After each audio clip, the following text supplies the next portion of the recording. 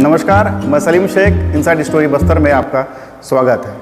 आज विशेष चर्चा में हमारे साथ पूर्व आईएएस अधिकारी ओपी चौधरी हैं। बस्तर में एक लंबे समय तक उन्होंने सेवा दी है। नक्सल प्रभावित इलाकों में काम करने का एक अच्छा अनुभव भी है। आज भाजपा संगठन में एक बड़ी जिम्मेदारी पर हैं और प्रदेश सरकार के खिलाफ मुखर होकर आक्रामक हमला भी करते हैं। आज इनसे हम चर्चा करेंगे। सब पहला सवाल, हर किसी ने आपसे सवाल किया होगा, आप 13 साल आईएएस अधिकारी रहने के बाद जी पॉलिटिक्स क्यों?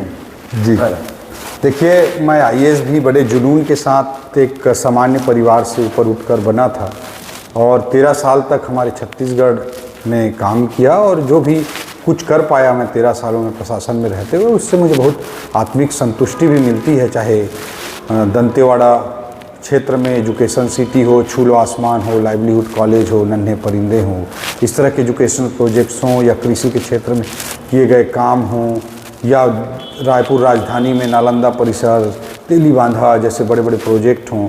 हर जगह, हर जांजगीर चांपा ज़िले में सेना भर्ती, करियर काउंसलिंग, धान खरीदी जैसे विषय हों, कई सारे विषय रहे जिससे आत्मिक संतुष्टि मिलती है। बस इस 13 सालों की यात्रा में मैंने एहसास किया, मैंने अनुभव किया कि इन 13 सालों में मैंने देखा कि भारत के लोकतंत्र में राजनीतिक तंत्र का बहुत इम्पॉर्टेंट रोल है।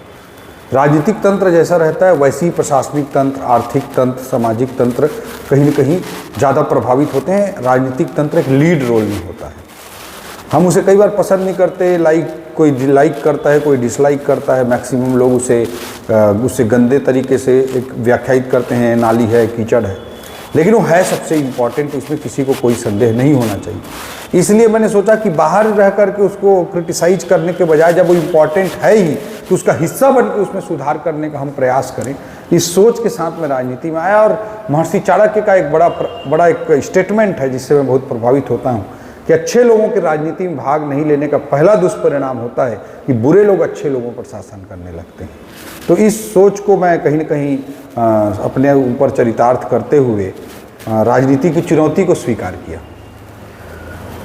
आईएएस अधिकारी बनना सर अपने आप में बहुत बड़ा सपना होता है, सपना पूरा होना जैसा होता है जी। और आपने 13 साल की नौकरी करने के बाद पॉलिटिक्स ज्वाइन किया, भाजपा ही क्यों? जी देखिए, देश में एकमात्र पार्टी है जो परिवारवाद, वंशवाद की चीज़ों से बाहर उठकर काम करती है। आप किसी भी पार्टी को ले लेंगे तो अपने बेटा बेटी को सेट करने में लगे रहते हैं। जैसे गांधी परिवार में सोनिया जी को लेंगे तो राहुल जी को सेट करने में लगे हैं, कि ममता बनर्जी जी को लेंगे तो अभिषेक बनर्जी जी को सेट करने में लगे हैं, कि आप मुलायम सिंह यादव जी अब नहीं है दुनिया में, लेकिन उनका भी राजनीति को देखेंगे तो कहीं न कहीं अखिलेश जी को सेट करने में लगे हुए थे। हर कोई अपने बेटा बेटी को सेट करने में लगा है। केवल भारतीय जनता पार्टी है जो देश को सेट करने में लगी हुई है। नरेंद्र मोदी जी के नेतृत्व में भारत को 21वीं सदी का एक ग्लोबल पावर, सुपर पावर बनाने के लिए जिस तरह से एक महाअभियान, महायज्ञ चल रहा है, वो अपने आप में इंस्पिरेशनल है। मोदी जी ने अपना सब कुछ कण कण, क्षण क्षण समर्पित करके इस देश को बनाने की दिशा में आगे बढ़ रहे हैं। ऐसी परिस्थिति में उनके द्वारा चलाए जा रहे एक महायज्ञ में मैं अपनी आहुति दे करके राष्ट्र निर्माण में अपनी भूमिका अदा करना चाहता हूँ, इसलिए भारतीय जनता पार्टी मैंने ज्वाइन किया है। बस्तर में सर आप लंबे समय तक आपने यहाँ सेवा दी है, नक्सल प्रभावित इलाके में काम करने का अच्छा अनुभव भी है और आज आपकी नज़र उस समय एक अधिकारी के रूप में थी और आज आप एक राजनेता के रूप में हैं। तो बदलाव क्या चाहते हैं? बस्तर में किस तरह का बदलाव होगा और किस वर्तमान हालातों में बस्तर को आप किस नज़र से देखते हैं? देखिए, बस्तर में एक होलिस्टिक प्लानिंग की ज़रूरत है कि हर दृष्टिकोण से उसे हम किस तरह से विकसित करें कि इसका एक होलिस्टिक प्लानिंग हो, जिसमें इन्वायरमेंट को, हम पर्यावरण को भी साथ में लेकर के चलें, टूरिज़्म जैसी चीज़ों को भी यहाँ प्रमोट कर सकते हैं और उन सबसे बड़ा HR first, human resource first, यहाँ के युवा भाई बहनों को, आदिवासी भाई बहनों को एक अच्छी ऊंचाई तक हम कैसे पहुँचा सकें, इस दृष्टिकोण के साथ हमको काम करने की ज़रूरत है।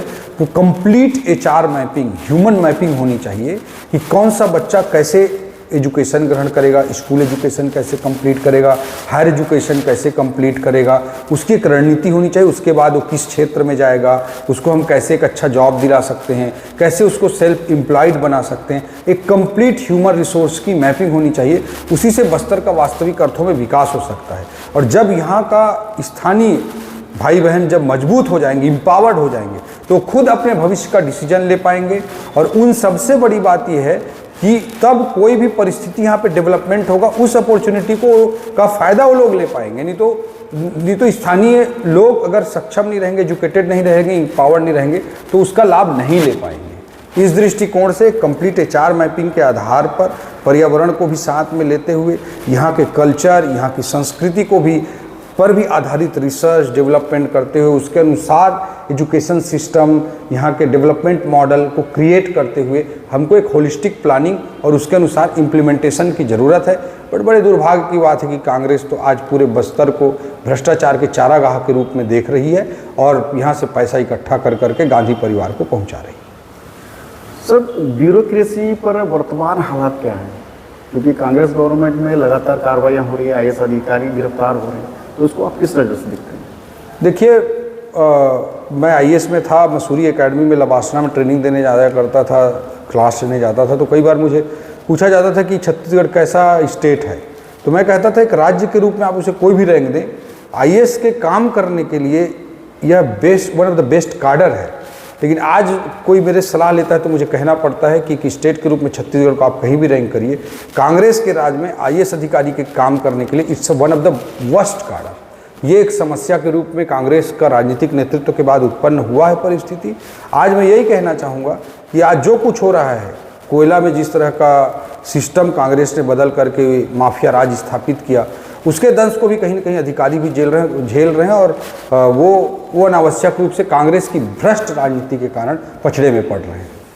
सर, आरक्षण का मुद्दा इन दिनों प्रदेश में बहुत पॉलिटिकल इश्यू बना हुआ है। कांग्रेस ने बिल पास कर दिया, लेकिन राज्यपाल कहीं ना कहीं हस्ताक्षर नहीं करें, तो ये मुद्दा अटका हुआ है। तो इसको किस नज़र से देखते हैं और आने वाले चुनाव में क्या भाजपा को आदिवासी वोट मिलेंगे?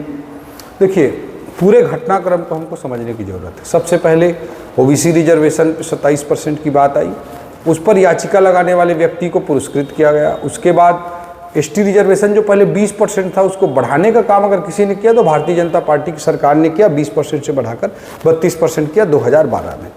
भारतीय जनता पार्टी कार्यकाल तक वो अच्छे से चलता रहा। जिस दिन ये आरक्षण का मैटर कोर्ट में, जिस पे माननीय कोर्ट में जिस दिन नेगेटिव इस पर डिसीजन आया माननीय कोर्ट का, उसी दिन ईडी का एक मैटर सुप्रीम कोर्ट में लगा था, जिसमें अभिषेक मनु सिंघवी, कपिल सिब्बल, मीनाक्षी अरोरा, सिद्धार्थ लोथरा जैसे बड़े बड़े वकील जिनकी करोड़ों की फीस होती है, वो वहाँ पे वकालत कर रहे थे। और उसी दिन यहाँ पर कोई ढंग से प्रेजेंट करने के लिए नहीं था। मतलब 32% को 20% पे लाने के लिए अगर कोई जिम्मेदार है तो कांग्रेस है। और इसके लिए जो याचिका लगाने वाला व्यक्ति है, उसको एससी कमीशन का चेयरमैन बनाकर कैबिनेट मंत्री का दर्जा देकर कांग्रेस सरकार ने पुरस्कृत करने का पाप किया है। ये बैकग्राउंड पे हमको देखने की ज़रूरत है कि कांग्रेस किस नियत से देखती है।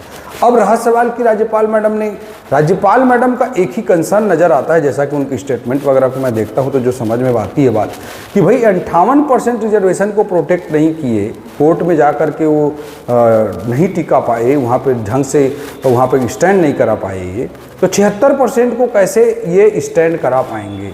और कोर्ट में वो स्टैंड कर सके, इसलिए उसके कानूनी पहलुओं पर वो उन्होंने सवाल उठाए हैं और वो जब ठीक हो जाएगा ताकि वो कंटिन्यू रह सके। लेकिन कांग्रेस की मंशा किसी भी वर्ग को ढंग से आरक्षण देने की नहीं है। वो केवल और केवल, चाहे ओबीसी वर्ग हो, चाहे एसटी वर्ग हो, चाहे एससी वर्ग हो, चाहे जनरल वर्ग हो, सबके पीठ पर छुरा घोंपने का काम कर रही है कांग्रेस की सरकार। बस्तर में कभी 12 सीटों में 11 सीट भाजपा के हुआ करते थे और एक कांग्रेस का। आज वर्तमान हालातों में 12 के 12 कांग्रेस के पास है, तो बस्तर फतह कैसे हुआ? देखिए, बस्तर की जनता हो या हमारे पूरे छत्तीसगढ़ की जनता हो, अटल बिहारी वाजपेयी जी ने छत्तीसगढ़ राज्य का निर्माण किया। उसके बाद पहला चुनाव, दूसरा चुनाव, तीसरा चुनाव, भारतीय जनता पार्टी को पूरे छत्तीसगढ़ की जनता जनार्दन ने आशीर्वाद दिया, बस्तर की जनता जनार्दन ने भी आशीर्वाद दिया। पिछले बार झूठ का पुलिंदा लेकर कांग्रेस जनता के बीच में गई और कहीं न कहीं हमारे छत्तीसगढ़ के भोले भाले लोगों को भरमाने का काम किया। उनकी बातों में कहीं न कहीं हमारी प्रदेश के युवा भाई बहन, वृद्ध लोग, कर्मचारी लोग, सब लोग आए और उन्होंने कांग्रेस की सरकार को समर्थन दिया। हम विपक्ष में आए, आज हम विपक्ष का दायित्व निभा रहे हैं। लोकतंत्र में जो जिम्मेदारी मिलती है उसको वो निभाता है। आज सब तरफ एक नारा लग रहा है, ऐसा कोई सगा नहीं जिसको कांग्रेस ने ठगा नहीं। अभी मैं कल दंतेवाड़ा गया था वहाँ पे एक तरफ हमारी आंगनवाड़ी की बहनें बैठी थी, उनका कहना था कि भाई सरकार ने कहा था कि सरकार बनने के 10 दिन के भीतर नियमितीकरण कर दिया जाएगा। आज 4.5 साल हो गया, कोई बात करने वाला तक नहीं है। एक तरफ सहायक शिक्षक लोग बैठे थे, उनको वादा किया गया था क्रमोन्नति दे दी जाएगी। संविलियन तक की यात्रा भारतीय जनता पार्टी ने पूरा करा दी, क्रमोन्नति देने की बात उन्होंने घोषणा पत्र में कही थी, उनको नहीं मिला। आज ओपीएस के नाम पे भ्रम फैलाने की कोशिश कर रहे हैं। जो पैसा कर्मचारियों के खाते में 17,000 करोड़ रुपया तत्कालीन सरकार ने और एम्प्लॉई ने जमा किया है, उस पैसे पे ये अपने गिद्ध दृष्टि डाल के बैठे हैं, जबकि तो एम्प्लॉइज़ का पैसा है। आप ओल्ड पेंशन स्कीम लागू कर रहे हो, उसको लेने की बात क्यों कर रहे हैं? आप इसी तरह से राशन दुकानों में भी भारी भ्रष्टाचार पीडीएस में हो रहा है, सैकड़ों करोड़ रुपए का भ्रष्टाचार पीडीएस में भी कर रहे हैं। मोदी जी जो 5 किलो चावल 80 करोड़ गरीबों को पिछले 28 माह से कोरोना के समय से दे रहे हैं, उस चावल को पर भी डाका डालने का पाप अगर किसी ने किया है तो कांग्रेस ने किया है। तो इन सब बातों को जनता अच्छी तरह से समझ रही है।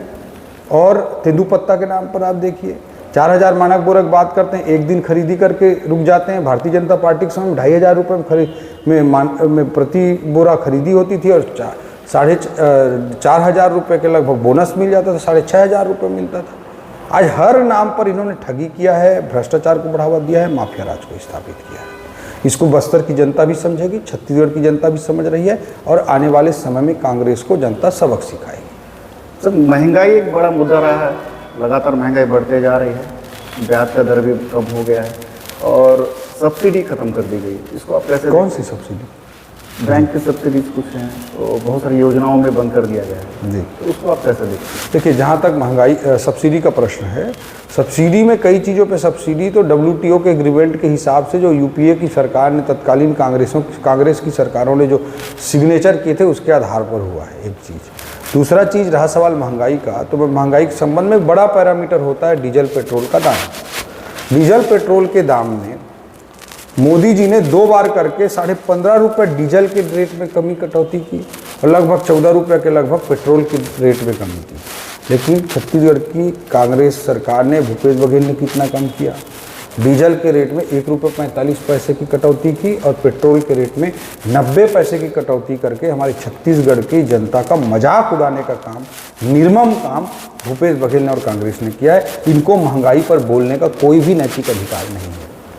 सर, एक अंतिम सवाल, 2023 में चुनाव लड़ेंगे सर? देखिए, ये तो आज भारतीय जनता पार्टी में काम कर रहा हूँ, पूरा दिन भर देखते होंगे, प्रतिदिन देखते होंगे, मैं पार्टी उसके काम में हमेशा अटैच रहता हूँ, लगातार बिजी रहता हूँ। पार्टी जो आदेश करती जाती है वैसे ही हम लोग करते जाते हैं। पार्टी कार्यकर्ता हैं, सिपाही हैं। भारतीय जनता पार्टी का हमारा संगठन जो तय करेगा उस अनुसार मैं अपनी भूमिका निभाने के लिए तैयार हूँ। ये रहे पूर्व IAS अधिकारी OP चौधरी, जो प्रदेश में एक बार फिर भाजपा के कम बैक करने का दावा कर रहे हैं।